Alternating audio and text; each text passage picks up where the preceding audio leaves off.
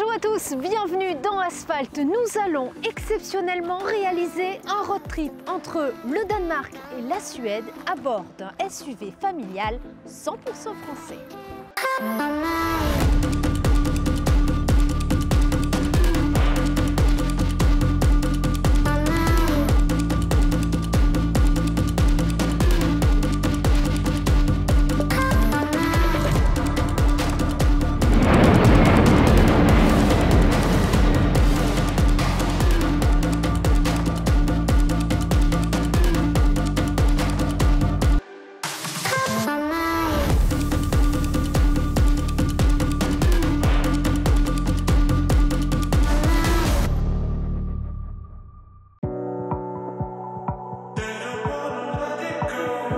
Engagé dans sa transformation en une marque 100% électrique, Peugeot poursuit l'élargissement de sa gamme.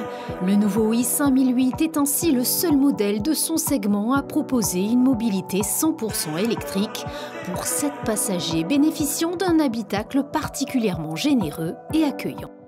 Yann Borel, bonjour. Bonjour. Nous voulons tout savoir sur le design de i5008. Quels sont les grands changements aujourd'hui? En termes de design, le cahier des charges était assez simple, à la fois simple et complexe.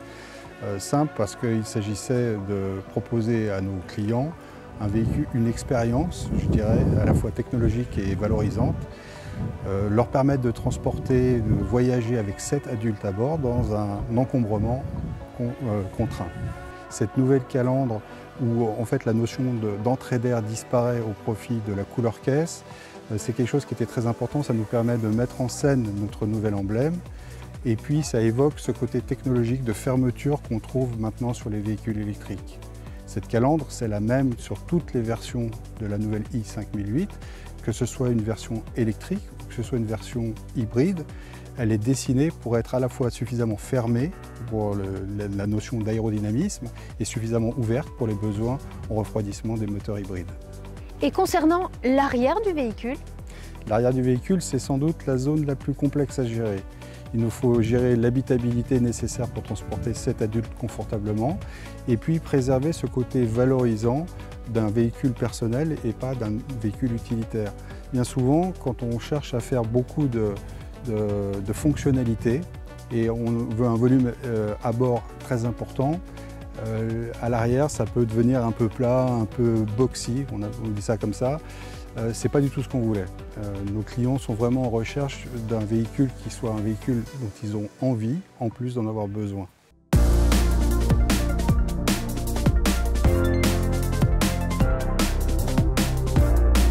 Le nouveau i5008 se distingue par son caractère affirmé de SUV qui inspire la sécurité conjuguée à une silhouette particulièrement dynamique.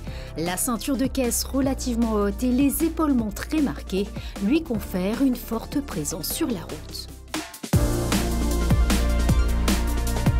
Quel est finalement le travail des designers? J'imagine une grosse équipe derrière et notamment des mois de réflexion. Une équipe importante de designers qui travaillent en relation à la fois avec les services techniques, les ingénieurs. Et on forme un brief technique, un brief style autour duquel on travaille. Et ce travail d'ingénieur témoigne d'une symbiose remarquable avec le design intérieur. L'harmonie entre les lignes du i5008 et l'habitacle est le fruit d'une collaboration étroite entre ingénieurs, designers et artisans. Comme pour l'extérieur, on a choisi de faire évoluer ce cockpit et vous retrouverez 3 éléments marquants dans cet intérieur, 3 designs très forts, c'est-à-dire premièrement l'iCockpit qu'on appelle maintenant le Panoramic iCockpit. Il est composé d'un écran courbe et flottant. On l'a voulu flottant, qui est un challenge technologique. On l'a voulu flottant pour exprimer un sentiment de légèreté et de zen dans l'intérieur. Deuxième élément de ce Panoramic iCockpit, c'est les Digital iToggle, placés de manière optimale pour le conducteur, c'est-à-dire orientés vers lui. Et dernier élément de cette Panoramic iCockpit, c'est le volant compact, qui a aussi des boutons discontinus et dessinés de telle sorte qu'ils puissent exprimer le sentiment de confort, de contrôle et de dynamisme aussi, et de précision. Deuxième gros élément dans cet intérieur, c'est l'alcôve qu'on a créé autour du passager, qui est assez unique et qu'on aime beaucoup, qui est très dynamique. Donc il commence sur la console centrale par une crosse de hockey, qui continue sur le dashboard et qui se termine sur la porte.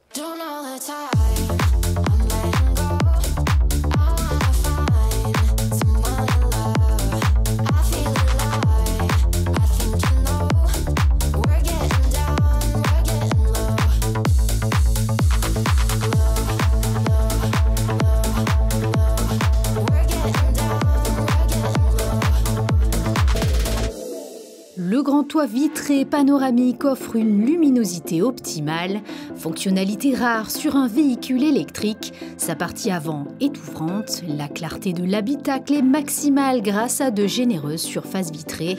Avec ces dimensions, les passagers profitent d'une ambiance particulièrement accueillante et chaleureuse.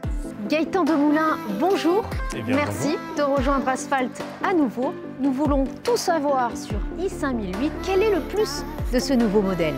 On remplace avec cette nouvelle génération de 5008 la génération actuelle qui a eu un gros succès.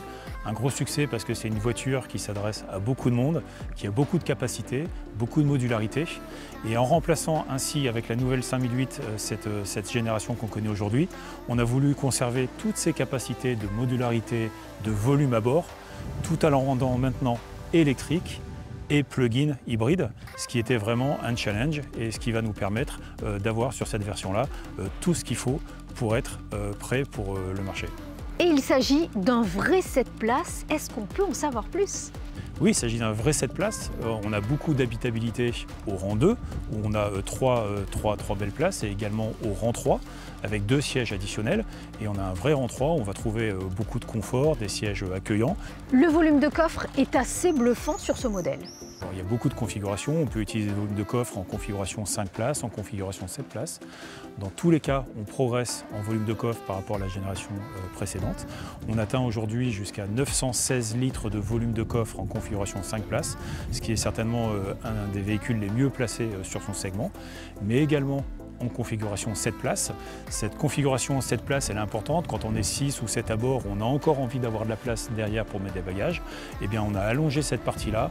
On a plein d'espaces utiles également en dessous du plancher de coffre et sous les sièges. Donc, on a essayé d'être le plus malin possible pour en proposer le maximum.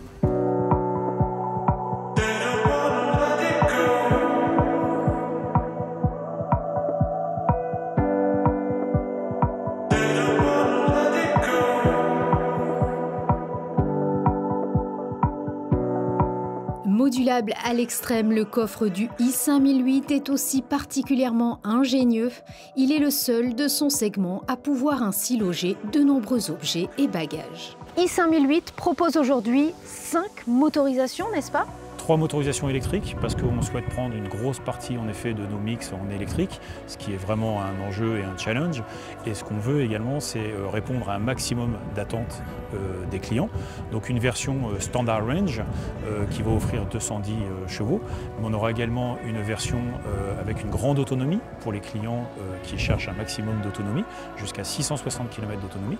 Et on aura également une version plus puissante, plus performante, dual moteur, all-wheel drive, 320 chevaux pour les clients en recherche de davantage de performance.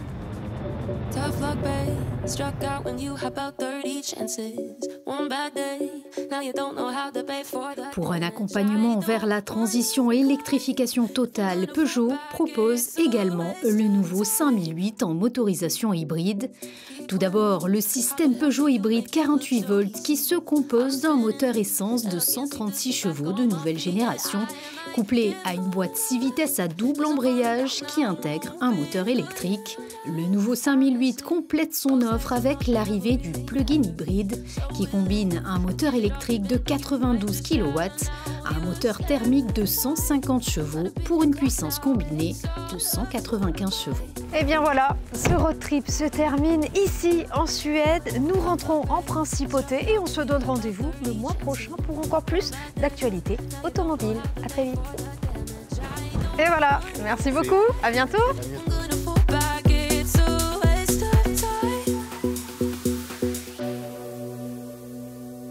I don't know where to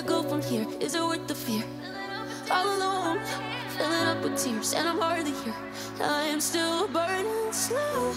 Don't stick it out now. Is it time to go?